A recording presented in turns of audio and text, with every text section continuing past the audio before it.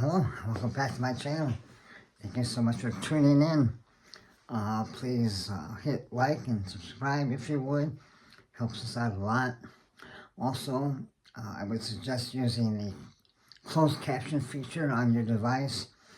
Throat cancer has left me with a voice that can be difficult to understand, so please use closed caption. That should help you follow along. Okay, the war on men. Is it a war on men? As much as I like to avoid hyperbole, as a traditional man and a father of 3 boys, I have to say that, yeah, there is a war on men. Now that war waxes and wanes, and at the moment, it's not so intense, but it's still there, and I'd like to talk to you about that. I have extensive notes. Please forgive me, I'm going to use them.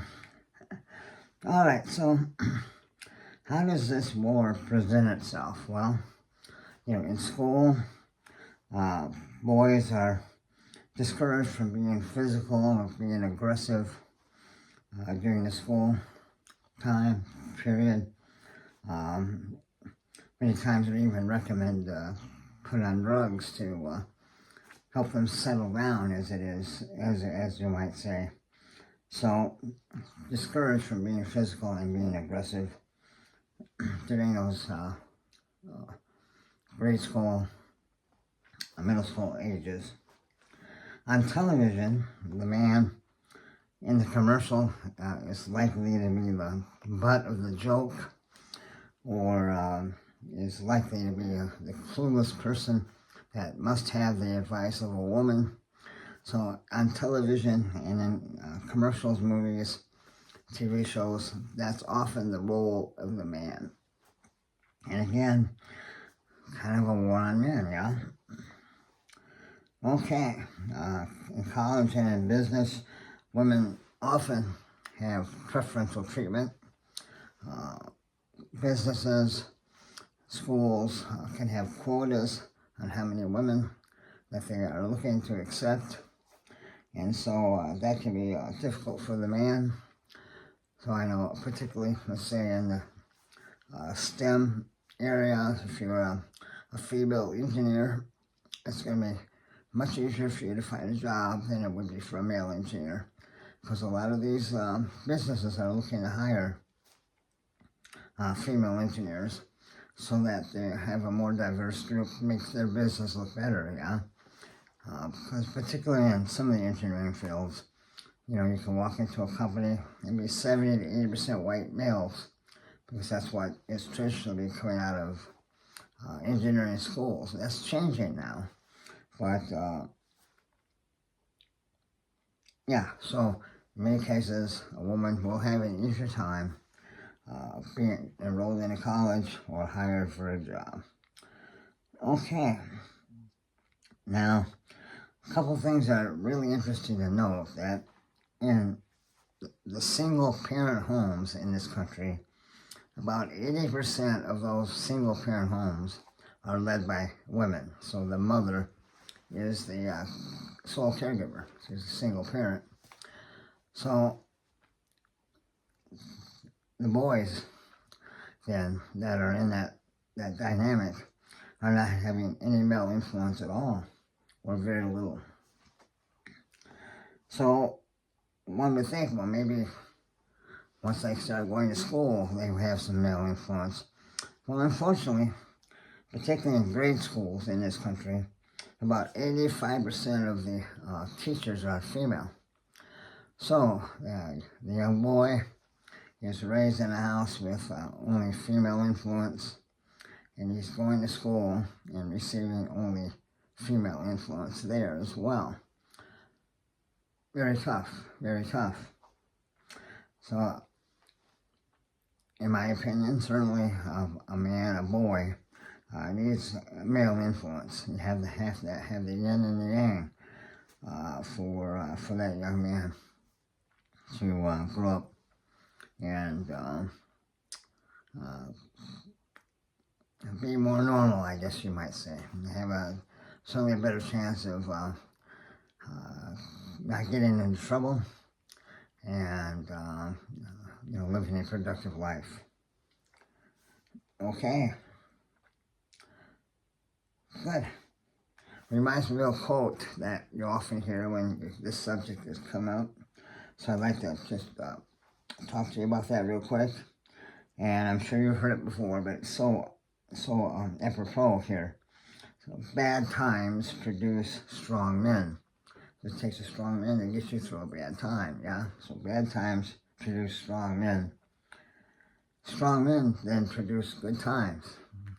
So the strong men are doing the things that society needs to move them towards good times.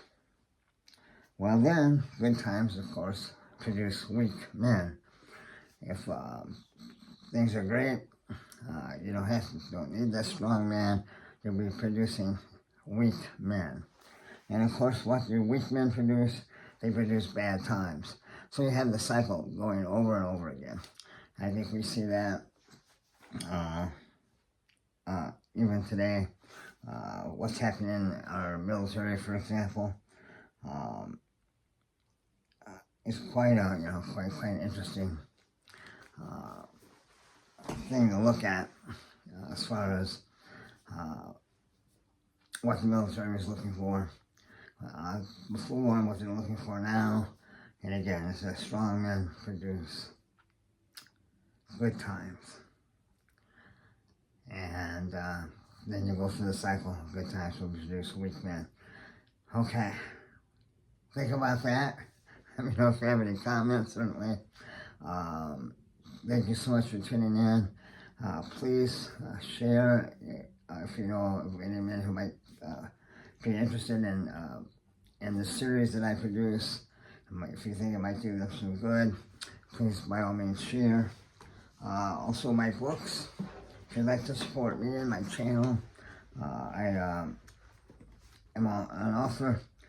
I've written several books, but more current ones are science fantasy books, a way for me to escapism, to have a hobby that will allow one to move away from everyday strains and circumstances. So science fantasy is a really nice way to do that. And so if you're interested, if you enjoy science fantasy, or if you're looking for something to kind of, again, at bedtime perhaps, use your mind, get your mind away from your everyday concerns, science fantasy can be a really good escape for you, a really good outlet for your mind. So with that in mind, I have written a couple books. The first book was called The Eyes of the Wizard King, and it's still available on Amazon. It's available in hard copy. The second book in the series is The Eyes of the Wizard King, Book 2, A Balance in All Things. So this is also available hard copy and Audible as well. So it's available on Audible.